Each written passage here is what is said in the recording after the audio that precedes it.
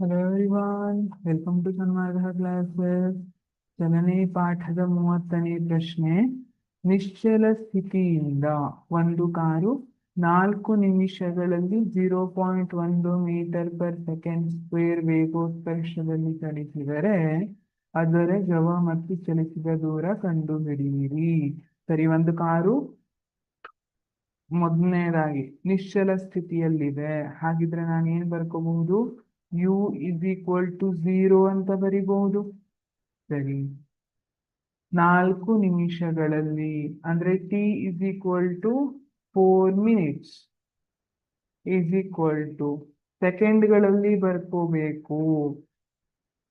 4 into 60 240 second ಆಯ್ತಾ? ಹೌದು. ವೇಗೋತ್ಕರ್ಷ ಎಷ್ಟು ಕೊಟ್ಟಿದ್ದಾರೆ? Is equal to 0.1 metre per second square. ಈಗ ಏನ್ ಕಂಡುಹಿಡಲಿಕ್ಕೆ ಹೇಳಿದ್ದಾರೆ? ಅದರ ಜವ ಮತ್ತು ಚಲಿಸಿದ ದೂರವನ್ನ ಕಂಡುಹಿಡಿಯಿರಿ. ವಿ ಮತ್ತೆ ಎಸ್. ಅನ್ನ ಚಲಿಸಿದ ದೂರ ಅಂತ ಇಟ್ಕೊಂಡ್ರೆ ವಿ ಅನ್ನ ಅದರ ಅಂತಿಮ ಜವ ಅಂತ ಅಂದ್ಕೊಂಡ್ರೆ ವಿ ಮತ್ತೆ ಎಸ್ ಅನ್ನ ಫೈಂಡ್ ಔಟ್ ಮಾಡಬೇಕು. ಯಾವ್ದಾದ್ರು ಫಾರ್ಮುಲಾ ನೆನಪಾಗ್ತಾ ಇದೆಯಾ? ಎಸ್.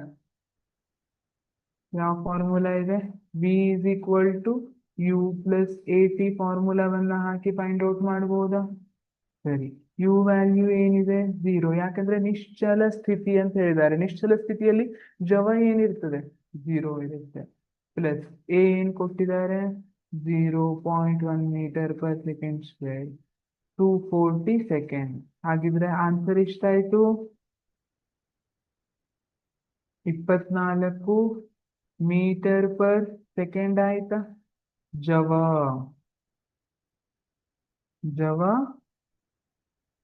24 ಮೀಟರ್ ಪರ್ ಸೆಕೆಂಡ್ ಆಯಿತು. ಚಲಿಸಿದ ದೂರವನ್ನ ಫೈಂಡ್ ಔಟ್ ಮಾಡಲಿಕ್ಕೆ ಇರುವಂತಹ ಸೂತ್ರ ಯಾವುದು?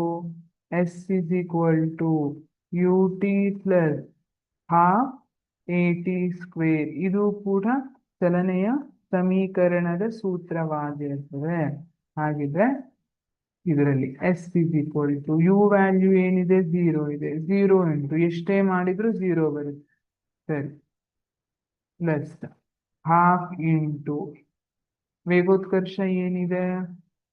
0.1 ಮೀಟರ್ ಪರ್ ಸೆಕೆಂಡ್ ಸ್ಕ್ವೇರ್ ಇದೆ. ಟೈಮ್ ಏನಿದೆ? 240 ಸೆಕೆಂಡ್ ಇದೆ. ಸ್ಕ್ವೇರ್ ಮಾಡ್ರಿ.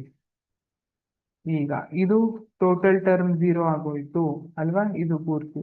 ಹಾಗಿದ್ರೆ ಇದನ್ನ ನೋಡಿ ಎಷ್ಟಾಗುತ್ತೆ ಅಂತ.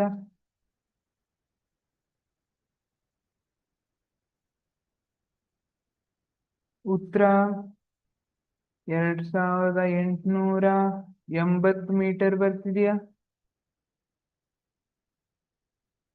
ಹೌದಾ?